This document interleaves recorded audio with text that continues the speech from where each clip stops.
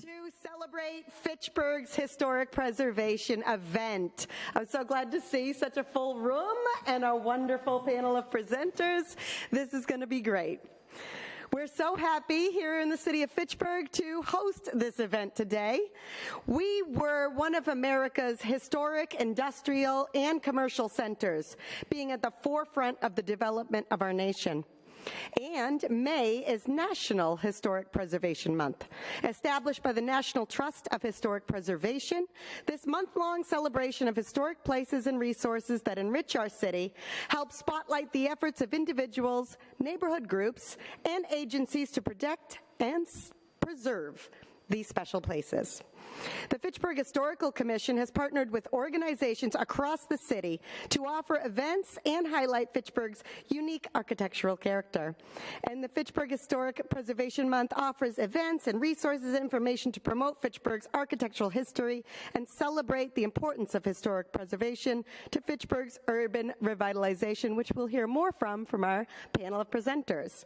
So, of our organizations that we are partnering with our historical commission, the City of Fitchburg itself, the Fitchburg Historical Commission, the Fitchburg Historical Society with Executive Director Susan Navarre on the panel, Fitchburg Redevelopment Authority with Megan Donahue, In Town Fitchburg, Fitchburg Cultural Alliance, which I saw Joe Bowen in the audience. There's Joe Bowen.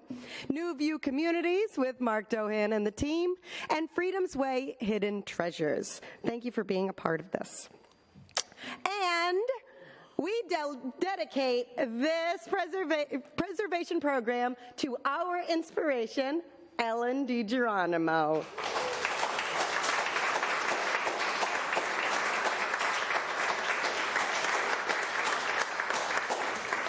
Ellen DiGeronimo was born in Fitchburg.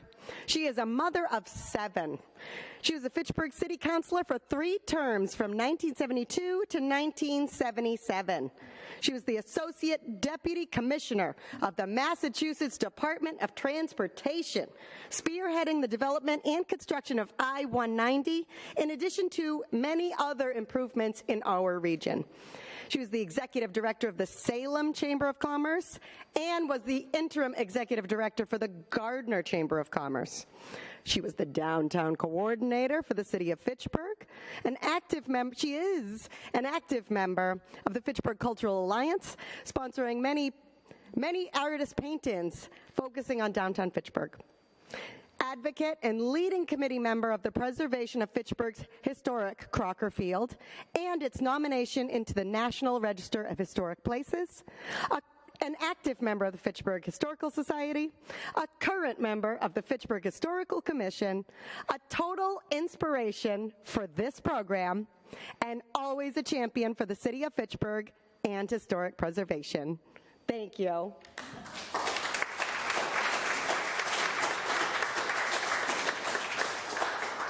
So, reinvesting in historic resources fosters resilient neighborhoods. It promotes the reuse of existing infrastructure, supporting walkable and energy-efficient areas, and it enhances overall community livability. This reinvestment is at the core of Fitchburg's urban revitalization efforts. By preserving and revitalizing our historic buildings and districts, we not only honor our past, but we create a strong foundation for our future growth. Preserving these historic sites helps maintain the unique character and charm of Fitchburg. It attracts tourists and new residents alike. It encourages local businesses to set up shop in these areas. It boosts the local economy and creates job opportunities. Investing in historic preservation enhances the overall livability of our city by creating vibrant, attractive neighborhoods, and it connects Fitchburg's residents with their heritage, fostering pride. Fitchburg's commitment to preserving its historic resources is not just about looking back, it's about building a resilient future for all of our citizens, current and future. Thank you. Next, we'll give it up. Fitchburg's history.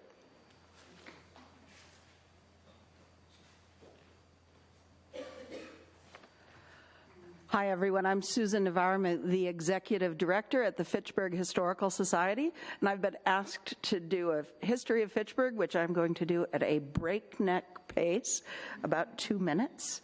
So as far as I know, there are no scholarly histories of Fitchburg that focus on the time when the indigenous populations were here. I do know that Wachusett Mountain was very, very popular. It was an important meeting place for groups of different tribal groups. With its geography, it was excellent for hunting, for fishing, and socializing in the summers. As far as the European settlers go, Fitchburg was founded in 1764. One historian has told me that it was especially attractive because it was inexpensive. Compared to the coastal lands on the east and the Connecticut River Valley to the west, it was empty, and so it cost far less. So Fitchburg split off from the town of Lunenburg, where it was an area known as Turkey Hill. The local farmers didn't want to have to travel all the way to the center of Lunenburg every time they needed to go to church or to go and transact any town business. So instead, they split off and started Fitchburg. Let's see. Fitchburg was an agricultural community, but in the late 1700s, it started to develop commerce and trade and skilled crafts, and the economy benefited from the increased density. The town went from being the smallest community in the area to being the largest in the area by about 1830. The Industrial Revolution came here very early, especially because the Nashua River flows very swiftly here, providing water power. By 1810, cotton yarn spinning companies started to do more fully automated cotton production or textile production, and especially that's because of some local and regional inventions that made it possible. Local paper manufacturer Elva Crocker spearheaded banking, which invested in the new factories, and also the railroad to make distribution cheaper and more efficient. By the end of the 19th century, 100 trains a day would come through Fitchburg. Eventually, water power was replaced by steam and electric, and Fitchburg became a center for machine making, paper, textiles, heavy industry like metal foundries, but also for trade, publishing, education, and culture. By about 1900, the city was 3/4 foreign-born or the children of foreign-born, a proportion similar to that in New York City at the same time. And as the city became wealthier, they decided to start investing in their appearance for the first time. The city was almost certainly influenced by the contemporaneous City Beautiful movement. By the 20th century, it was still an important manufacturing center and railroad hub. Paper making increased in importance. Textile production was replaced in the 20s and 30s by finished clothing production. Heavy industries and machine manufacturing always stayed important. In the 20th century, General Electric made turbines here for giant engines. Ilco made locks. Ivor Johnson made guns, bicycles, and sporting goods. Simon's Saw and Steel continued to make tools and saws of all kinds, and many, many more companies based their heavy industry here. But it also became a center for culture and education, especially with the growing importance of the normal school, now Fitchburg State University. So where can you find information about all this history? Well, the Fitchburg Historical Society was established over 130 years ago and serves as the de facto archive of the city's history. And all the public is welcome to come in and research there in our archives to learn more about these subjects. Novelist L.P. Hartley said, "The past is a foreign country, and you can make that journey just by walking to our building a few steps from here down Main Street." Thank you.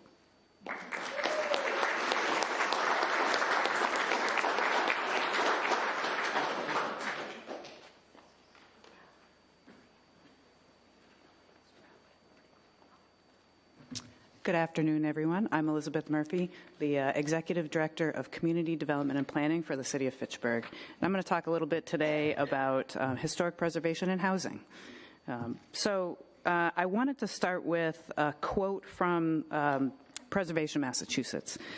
Preservation is about more than just a building or landscape. It's about relationships, making the old new and relevant again, connecting people to historic places.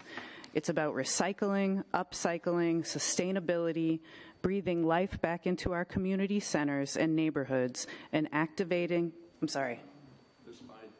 What? Oh, I did not realize that I was in control.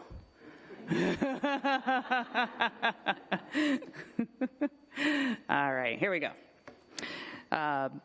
So let me start again. It's about recycling, upcycling, sustainability, breathing life back into our community centers and neighborhoods, and activating an appreciation for the places we call home. And that's, again, from Preservation, Massachusetts, the statewide historic preservation, education, and advocacy organization dedicated to preserving the Commonwealth's historic and cultural heritage.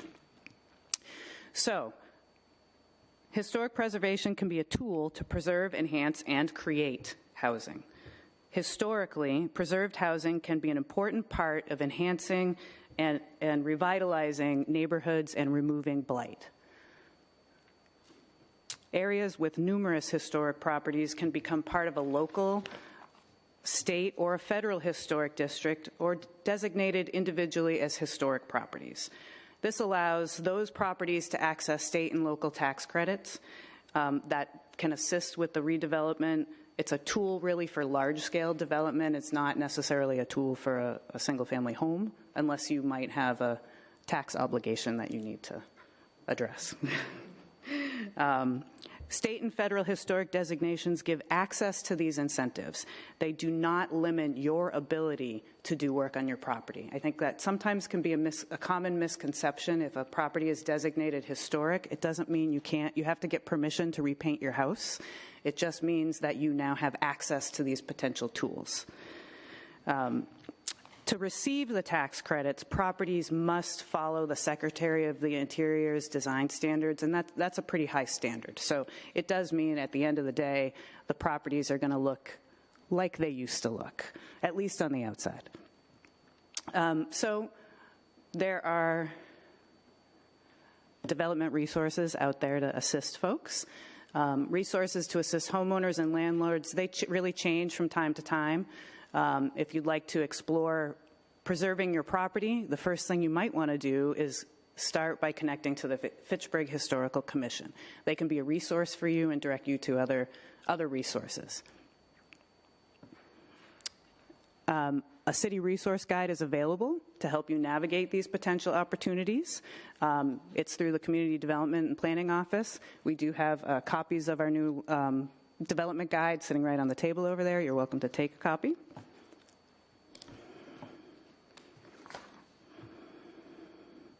Some of the most common resources that are available, Get the Lead Out.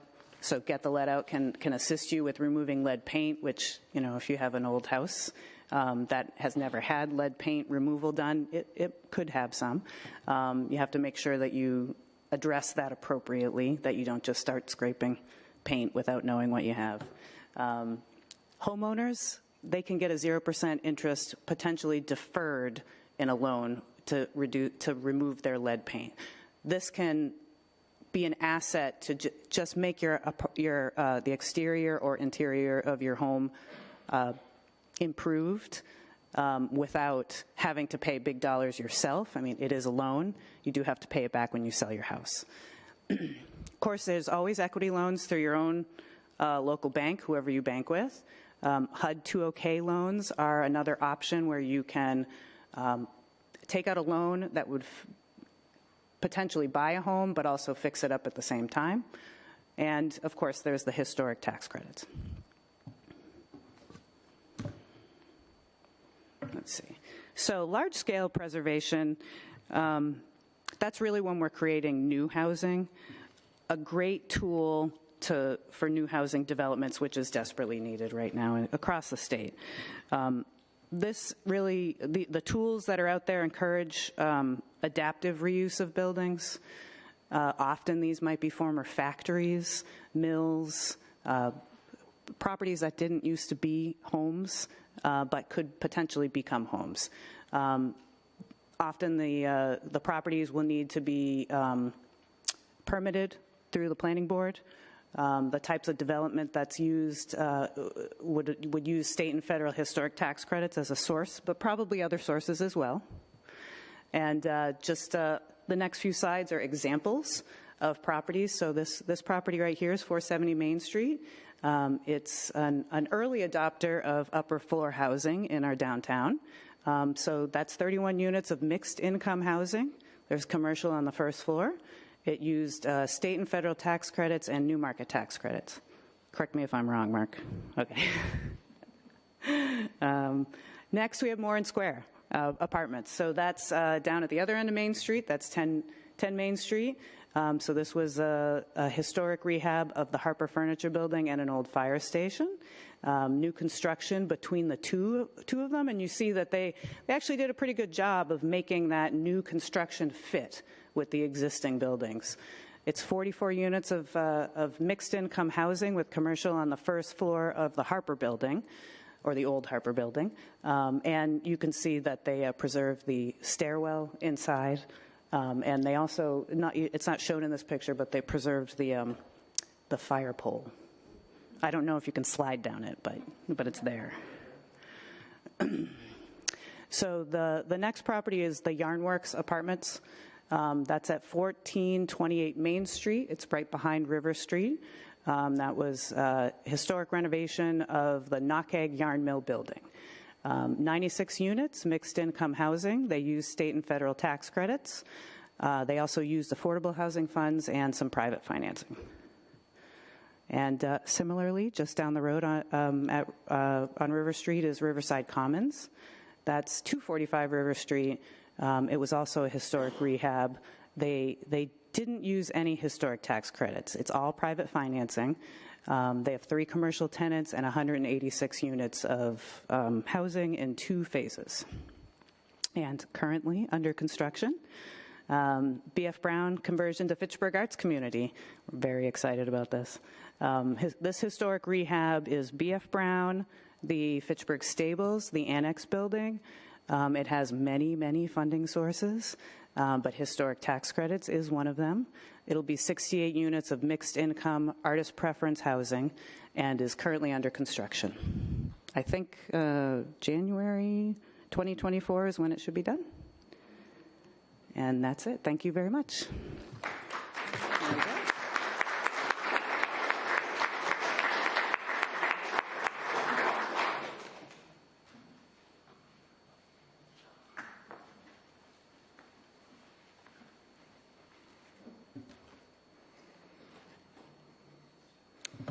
Hello, I'm Mary Jo Bohart, Economic Development Director for the city, and I'm going to speak a bit about historic preservation as a catalyst for economic development. So we've heard about how it is a trigger for some exciting housing projects, and actually businesses are attracted to districts where there's a historic character, and it has certainly in our city led to some exciting projects. Before I begin, I just want to remind you of some things you already know. Downtown Fitchburg is unique in North Central Mass. In my opinion, in part because of how we were founded on industry, arranged around a river. Once you have that type of a setting, you either look like that or you don't, and we do. So that's one of the things, and all the way the buildings being former industrial buildings, what they look like also is unique. Some of the other towns that surround us were much smaller. They weren't founded on those types of principles and things. So that's part of what we wish to preserve. Also, thinking about why we have such lovely architecture in our downtown, wealthy industrialists supported cultural institutions, and the handsome architecture is the legacy of that. And so that's a big part of what has caused Fitchburg to look different than a good number of the other towns that are within our region. And Fitchburg State University obviously began as the normal school and then Fitchburg State College, but it's a historic institution. It also gives us an opportunity to foster a college town identity, which is a work in progress. But I just wanted to put that out there, sort of as things to think about as I talk about downtowns and our downtown and historic preservation. Now, let me step away from Fitchburg for a moment and just remind you of what makes downtowns appealing today in the 21st century. They've always been appealing, but as society changes and generational tastes change and preferences and things, one thing that you hear time and time again, and this is throughout the country, possibly throughout the world, is there's a distinct sense of place when you're in a downtown. You're not at a mall, you're not at a kind of a, I'll call it suburban style strip mall or plaza along a roadway. It feels different. So that sense of place, very distinct, and certainly our downtown has that characteristic. Also, the quality of life walkability is very traditional to downtowns, and you wouldn't necessarily find that in a suburban setting. Small independent businesses, at least in today's era, is what you tend to see in downtowns. Now, many of you lived in this city long enough. You remember when we had department stores, many department stores, and there might have been even some chains in that day that were situated in our downtown and in lots of downtowns. But the world has changed, and what you tend to see in downtowns now are unique, independent businesses that actually give a community its own distinct flavor. So even though longtime folks might say, gosh, wouldn't it be nice if we could still have Macy's, or we could have, pick some of the department stores that were here, Harper Furniture. Those days are gone pretty much for all downtowns for a variety of reasons that you all are probably familiar with, even just how people purchase things these days. Online shopping is certainly something that people blame as to why downtowns have changed, but it predates that.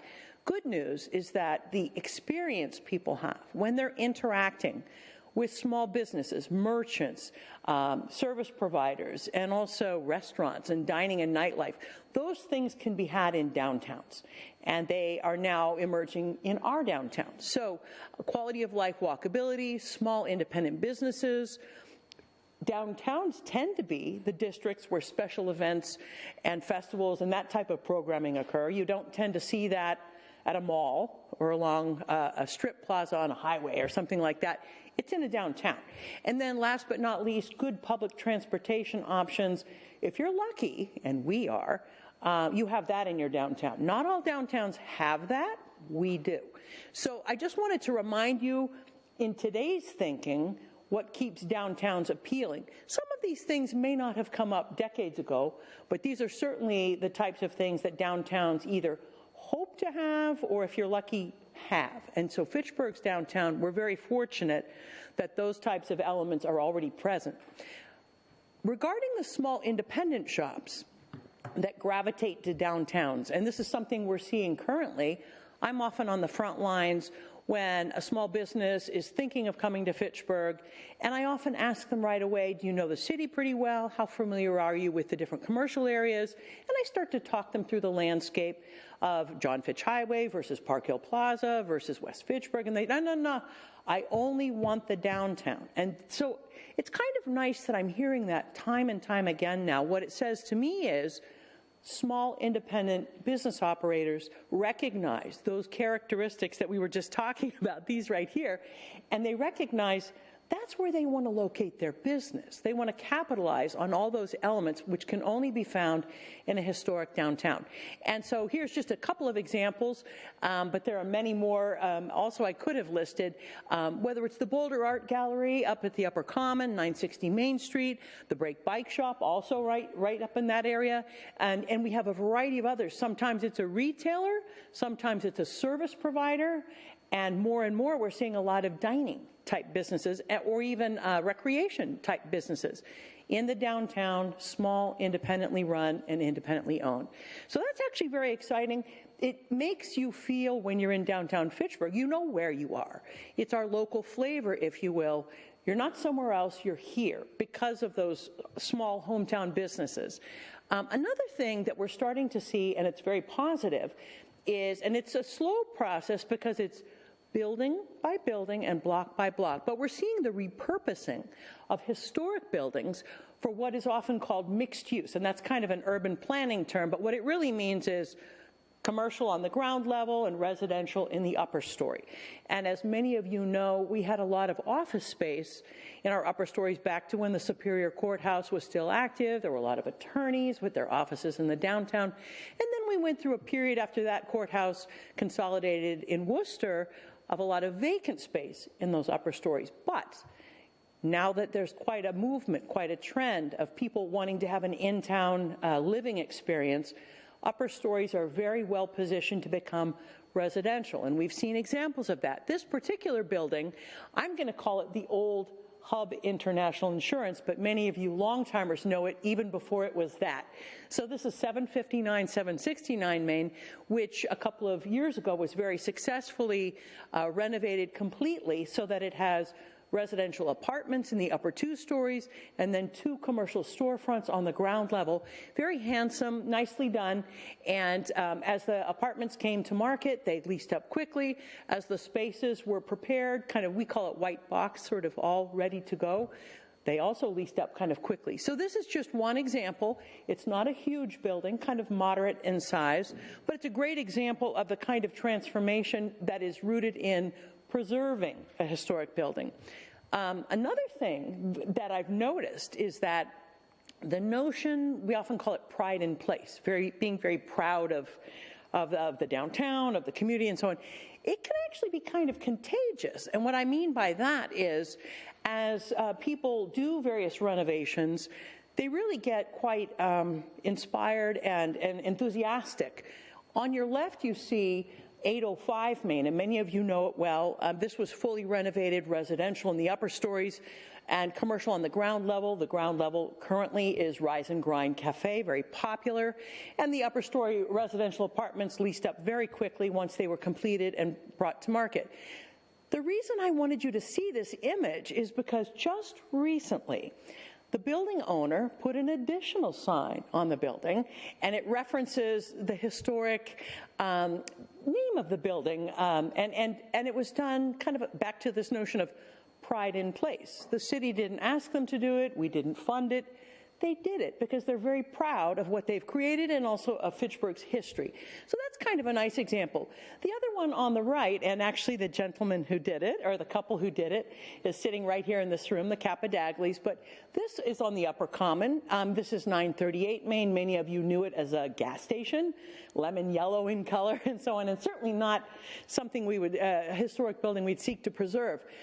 It was renovated to become 2 residential apartments, and although the architectural elements you see are not historic, it's not a historic building, it was to fit in with the historic character of what surrounds it.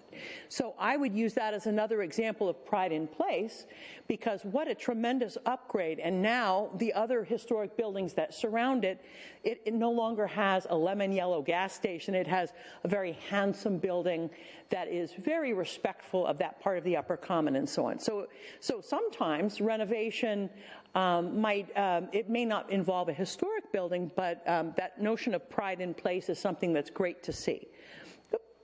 Let's see here. Another thing I want to remind you all is that downtowns are not static. So what you see, what you saw years ago, certainly what you see now, is not sort of a fixed thing that will never change. In fact, they continue to evolve even when downtowns are highly performing. Part of it has to do with consumer tastes, trends are changing, tenancies come and go, buildings change ownership, and so on. So I guess it's good for all of us to just embrace the notion that change is inevitable. And so the next chapter, or the current chapter of downtown Fitchburg, it's not the same as downtown Fitchburg in the 50s. On the right is what it looked like, pretty much the same view. And so some people may say, gosh, look at all those cars. That was a great era.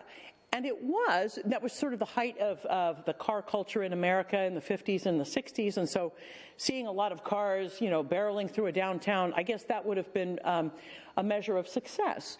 What has changed for a lot of downtowns is walkability is now a goal.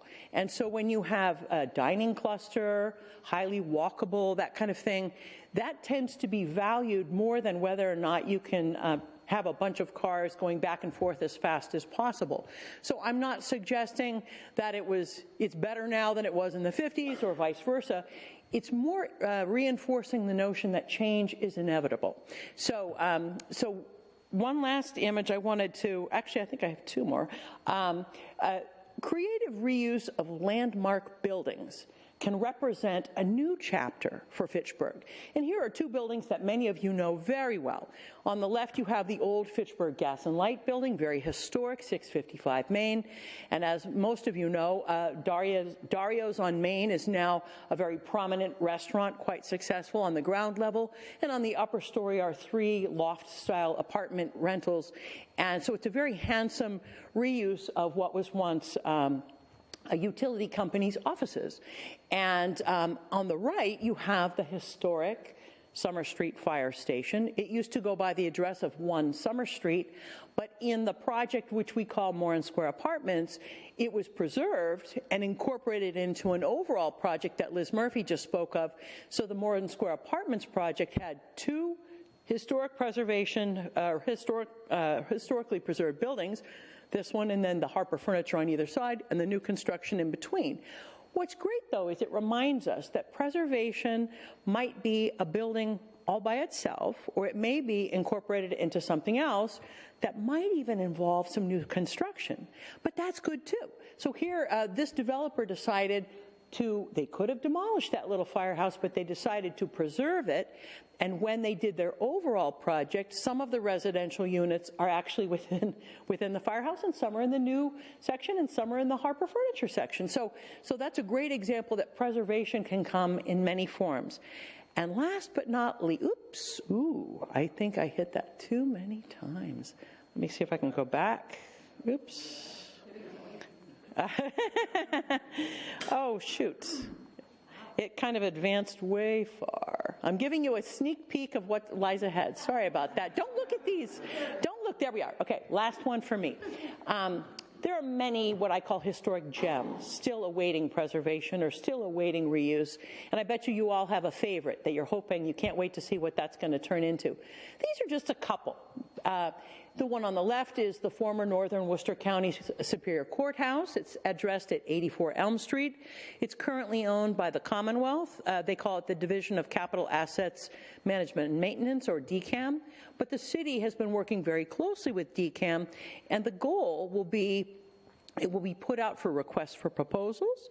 A variety of different uses could be considered.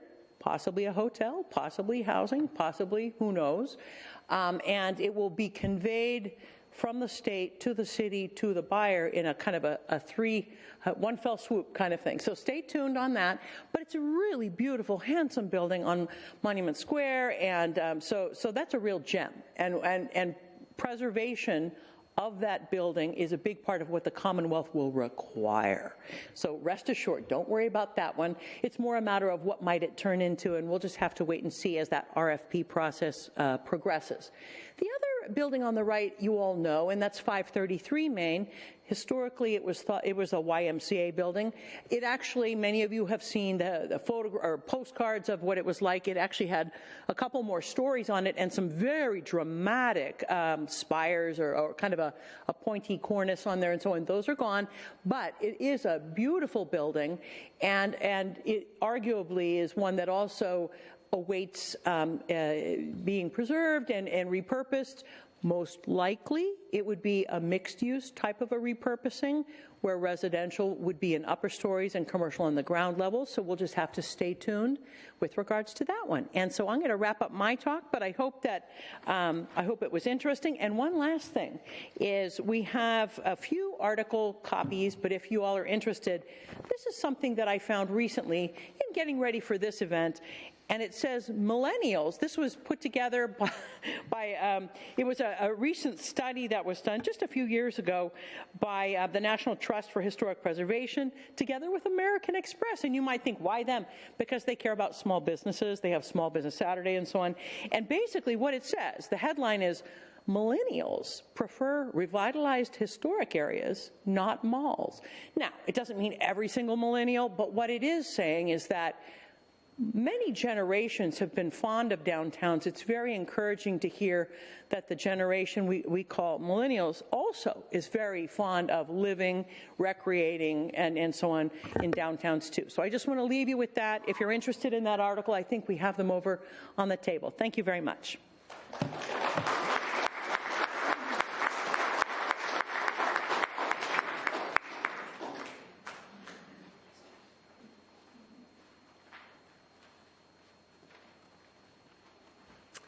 Good afternoon, everyone. Allergies. So my name is Megan Donahue, and I'm with the Fitchburg Redevelopment Authority. I'm the executive director. Before I get into my presentation, I want to say that May is one of my favorite months for preservation because I studied historic preservation planning, so all of this rings true to me, and I'm very thankful we're doing this today. So how many of you have heard of the Fitchburg Redevelopment Authority? That is wonderful. A lot of hands. So for those of you that don't know, we are a quasi-government agency that was created to remove slum and blight in the downtown area. We were created in 1964. It's our 60th anniversary. Stay tuned. We'll be doing a big open house. And what we do is we form public-private partnerships with New View communities, with the University, Fitchburg State, to help remove the slum and blight. We also do our own projects. We bought we were given the former GE property, and that is our home base, and we've also redeveloped it over the course of, my goodness, almost 30 years now. Why is the Redevelopment Authority speaking today about preservation? Well, I feel like it dovetails really well with what both Liz and Mary Jo were talking about. First is we have 2 grant programs, and they really help with our current building stock and to activate them. The first one is the Main Street Housing Program. This was created several years ago, but it's recently changed. So originally it was to activate 5 housing units on the upper stories of commercial buildings on Main Street. Now we do 10 units. We give $5,000 per unit for 10 units. That really helps developers put their finances in the bucket, as well as many other funding sources to help activate and hopefully get the building back online. The other program we have is fairly new. It's called the Design Grant Program. And that is a program that gives reimbursements for any kind of design drawings. So a lot of the small businesses that come into town want to open up a retail or a restaurant space, and they're not thinking about architectural drawings or sprinkler drawings for that matter. So what they don't anticipate, we help them with. We help them fund it up to $2,000. So those are just a couple of our programs. And we also have programs throughout the year in which we partner with various entities. We do food truck festivals. We fund various events in town and organizations, things like that. I highly recommend that you check our webpage out, Facebook, LinkedIn, and if you want, my door is always open. I love to talk to people, and I'm at 166 Boulder Drive. That's the old GE building. I'm in Suite 104, and you can come visit anytime. I wanted to be brief, so that's it.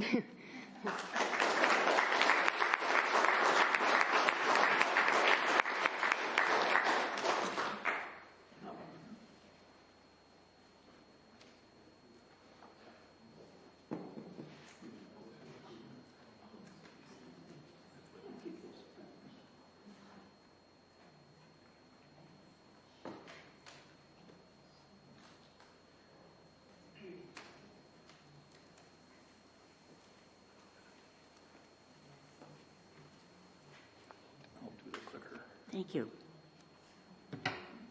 Good afternoon, and welcome to this wonderful program. I personally am overjoyed. And I think it's wonderful that all of you took the time to come and to hear about your city. And I have to say that I've been looking at Main Street buildings with interest since I was a little girl. My mother and father didn't grow up here, so they wanted to really learn about Fitchburg. And my father, I can hear my father today saying, Catherine, when you go shopping, be sure to patronize the local businesses. And so we were often in downtown, walking up and down the street doing errands. But anyway, those years long gone. But my love and appreciation for what we have hasn't diminished at all. In fact, it's grown.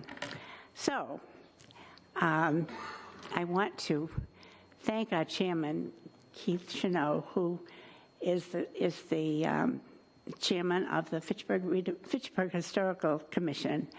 And he is a previous professor at Fitchburg State University, and he brings his architectural profession to our meetings and his interest in Fitchburg, which is wonderful. And he's a great leader. We formed a little committee in order to plan this day, and I want to thank Liz Murphy, who's the executive director of the planning, excuse me, the community development department. Is that right? And she, no. Liz is the director of the Planning and Development Office here in Fitchburg, and in the city. And she brings her love for the city and her professional talents to the table every time we meet also. And we have Mary Jo Bohart, who's the director of the Economic Development Department, and again, she brings her talents to the meetings, but there's a real sense of everybody working together, which I've just enjoyed enormously. And Megan Donahue, who is the executive director of the Fitchburg Redevelopment Authority, is again willing to share her experience and her talents, and they're illustrated today with this meeting.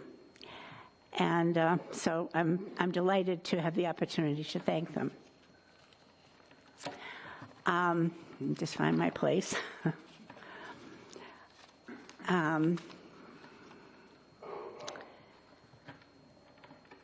We're very pleased to have you here so that we can introduce you to the new Fitchburg Downtown Historic Areas brochure. And this has been a really lovely experience. Keith directed it, and we've all had an opportunity to revisit and listen to stories about the districts. And they, 4 of the districts are both state and nationally recognized, which makes them very important, and they're eligible, of course, for historic tax credits. The centerpiece is Monument Park, and I think all of you probably have memories of programs that you went there or meeting friends there. And I remember when I was in high school, my friends who lived all over the city would come to Monument Park in the afternoon, and we'd walk up and down the street and have ice cream at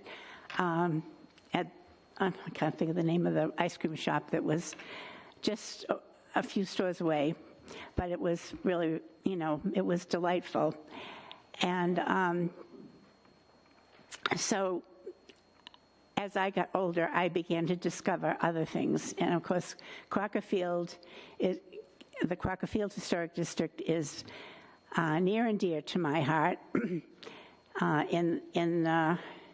When I was, again, a young person, my father's brother used to come to Fitchburg. He was a track coach at Renge Tech in Cambridge, and we had a really well-known track meet here on the weekend of the 4th of July, and that was my first introduction. But of course, I've had the pleasure of watching my family perform and be involved in things at Crockerfield. So you all have stories about Crockerfield.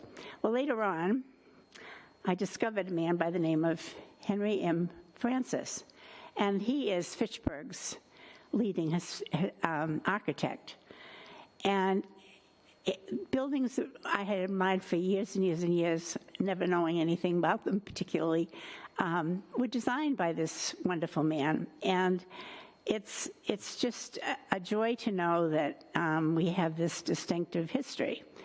The Morin Square Historic District is also very interesting. I always thought of Morin Square as leaving Fitchburg.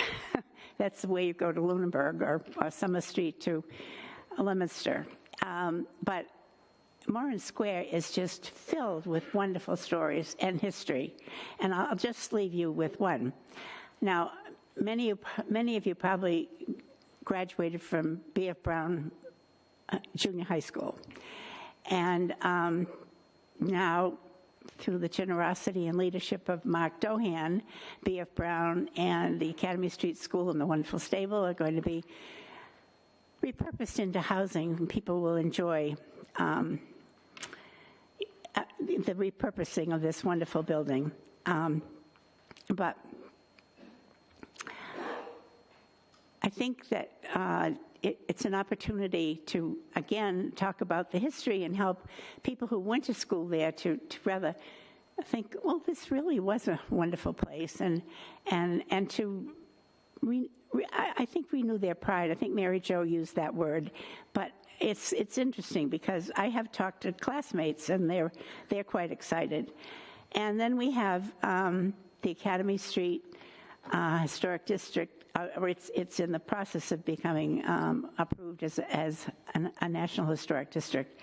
And that includes B.F. Brown and the high school and the gorgeous steps starting on Pritchard Street and connecting to Academy Street in the front of the high school. And I don't think there is any lovelier view than to stand to the side of the library and look up Wallace Avenue with all its lovely trees, and there are the stairs, and there's Fitchburg High School, just standing there, and it's just beautiful. If you haven't had a chance to look at it lately, I'd invite you to take the time.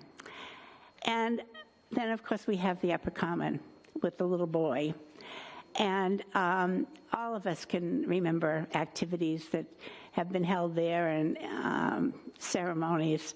And I think that, I know that we can be very proud of our city, but it's especially wonderful to have this brochure to allow us to once again to read stories about these locations. And I'm so happy that you're here today to join us. Thank you.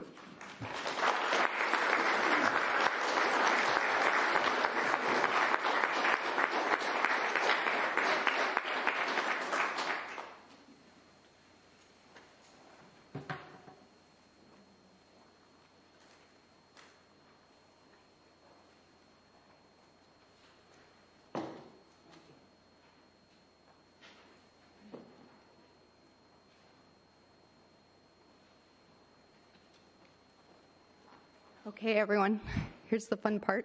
Everything's been fun, though. We have had a contest online for a couple weeks now, right, Keith, about your favorite historic building here in Fitchburg. We had several entries, and I believe we're all winners, right, Keith? Are we all winners? They're all winners. There's no losers in this. So, because they're all great buildings. So if you take a look at the screen with me, oh gosh, sensitive. All right. So the first one is 84 Elm Street, Old Worcester County Superior Court, nominated by Charles Sternamolo. I'm sorry, Charles. And as we've seen this beautiful building several times today, and as you can see, it's a very prominent building in the downtown. Much love, too. The next one is 82 Academy Street, the Academy Street School, nominated by Andy Lepasti. And this is part of the artist housing project that New View is working on. Also a beautiful building. Okay, now it doesn't work. Okay. Oh, we have another one of 84 Elm Street, submitted by Donald Ostrowski, and a different picture. And we have 569 Main Street, Christchurch, nominated by Robert Potterton. And this is a beautiful church, actually kitty corner from here. So, all right. And this is the brief history of the site that Robert Potterton submitted, and I'll let you guys take a moment to read it.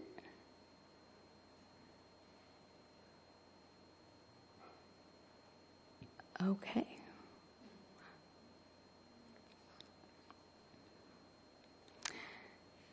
And we also have Circle Street, Crocker Field, and Ellen just spoke about this. This was submitted by Kevin Starr, and his favorite space is the trophy room. If anyone's ever been in there, it's beautiful. And as you probably well know, it's being restored right now. And my favorite building, and Keith's too, in the city, is 773 and 779 Main Street. It's called the Proctor Block, and it was nominated by Keith Chenot. I always thought this looked like a camera to me. And that's it. So thank you for submitting.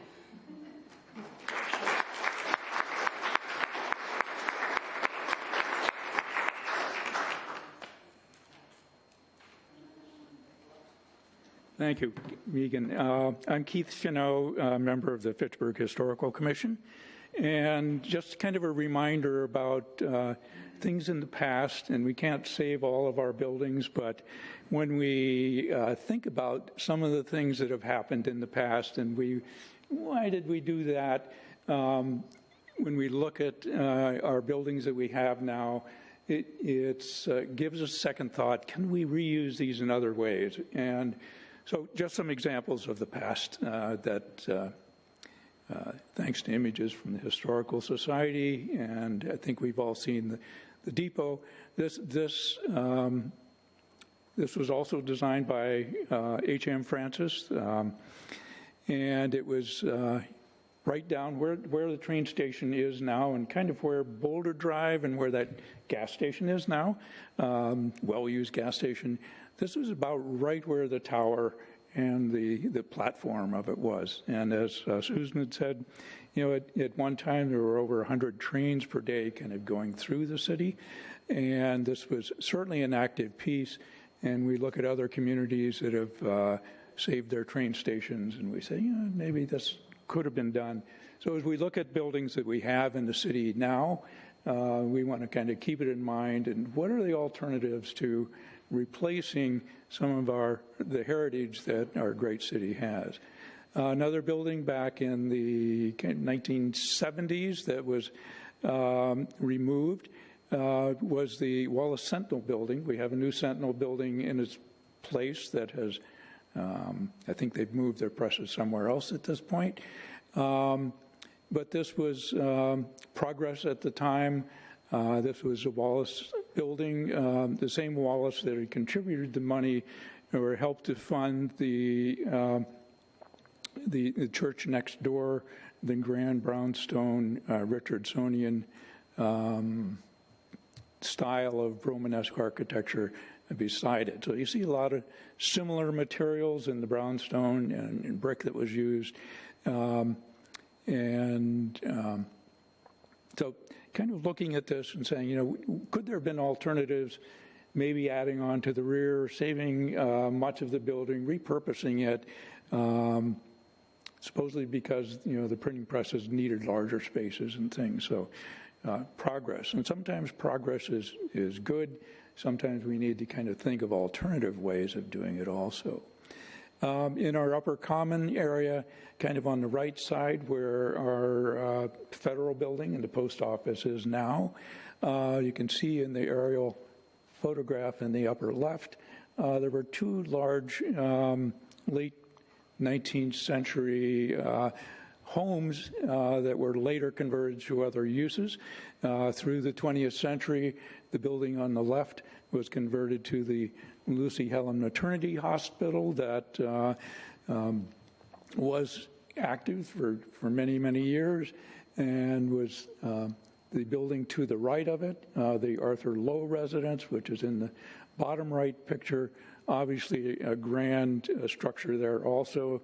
And I think that housed the school department at one time. So there are other uses, and when the post office requirements came through, decisions were made to remove these buildings. Sometimes there's alternatives where we can actually move buildings to new sites, and there's lots of different things we can think about before we kind of lose some of our heritage. Kind of lastly, I think most of us remember the Johnsonian, and not too many years ago. And, it's an open site now for new development. We're hoping that a good rendition, good use of this property, it's certainly in great walking distance to the train station, for mixed use, for housing, for retail space, like was in the original, kind of a grand building. So as we kind of move forward and look at these sites and what we're adding to the city, keeping in mind what Mary Jo was talking about of having livable, walkable cities, and I think we all love those features of our city, that hopefully we can encourage some great development like that to help add density and population to our downtown and additional services. We have invited an outside speaker to speak with us, Jessica Rudin-Duby, who is the new executive director of Preservation Massachusetts. She couldn't be here in person today, but we have a video recording from her, and let me see if I can get that.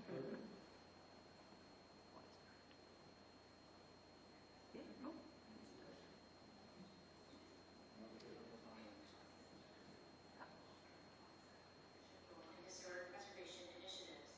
Your commitment to restoring and reusing structures throughout your city really exemplifies the power that historic preservation can have to preserve our local treasures while at the same time breathing new life into our neighborhoods. As always, partnerships are so essential to getting the projects done, and we are applauding the way that the City of Fitchburg and its local partners have been able to move so many of these historic preservation projects forward. As we celebrate Preservation Month this May, I wanted to commend all of you who are working together to preserve our local treasures while at the same time making investments into our vibrant communities to ensure they are sustainable. Happy Preservation Month, City of Fitchburg. Great work. Hi.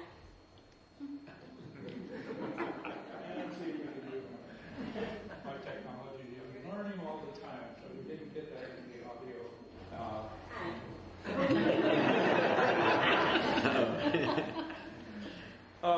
One next slide is, this was produced by the National Trust for Historic Preservation and the American Institute of Architects, and it is kind of a known factor that talking about climate change and being carbon neutral and kind of reducing pollutants, that when we build new buildings, we have to create a lot of new materials, we have to smelt iron, we have to do all of these things that can add to our CO2 and other pollutants to our environment.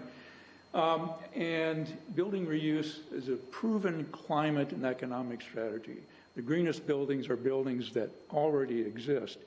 The energy that was used to create this building and our other buildings here in our city has already been spent.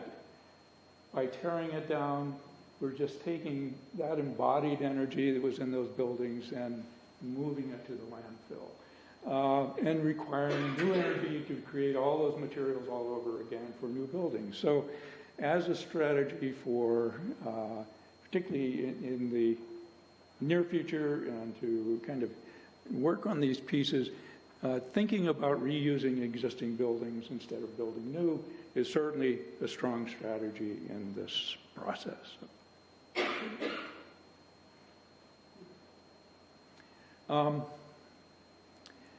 Just to kind of wrap up, there are a lot of resources available for all of us who are thinking about how do we preserve buildings. We have our own homes, or where we live, or our places of work, or we're thinking of investing in a new property, or investing in downtown here in Fitchburg or other places.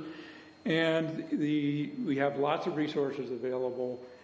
These are some websites that are kind of connections, and certainly connecting with the city here. We have obviously the Community Development Planning and Economic Development offices in the City Hall. I'm sure they welcome any of your questions in helping you get your building or restored. What are some of the financing advantages? What are zoning issues and things? The city wants to help in making things happen, and those are certainly resources available for you.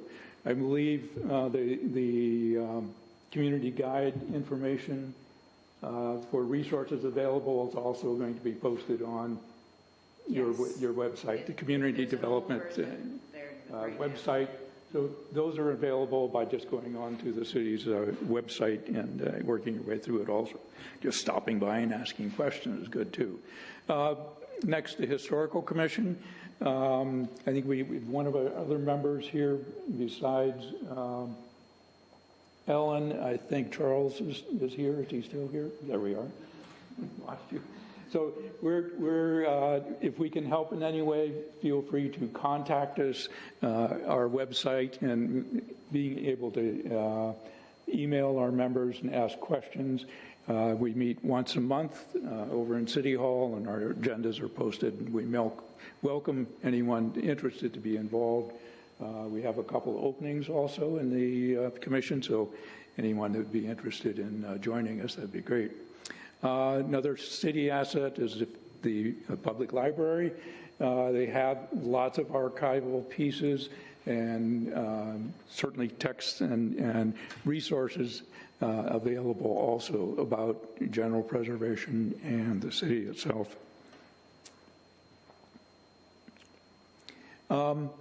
Beyond the city government, we certainly have the Fitchburg Historical Society. Susan gave us a great presentation.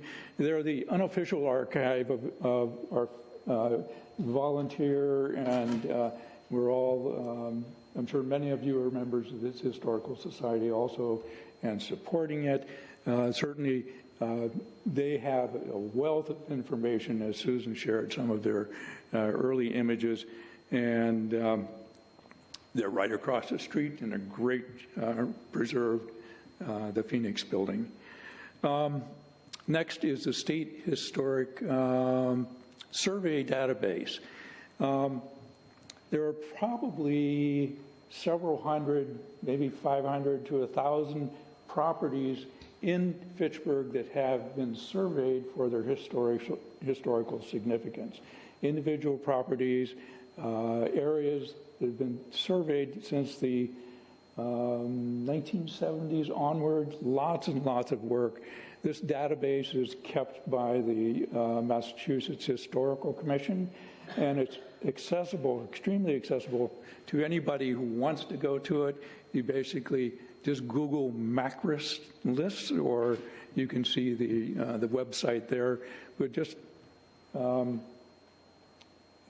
it's a great resource, and any of us can just click on our computer and find out information about just about any of the buildings here, particularly older buildings that have been preserved and not preserved, but finding out history about them. Next is the National Park Service. There's a lot of great how-to information about preservation of buildings and our historic landmarks. if you wanted to know how to preserve a slate roof. What are the do's and don'ts about preserving a slate roof?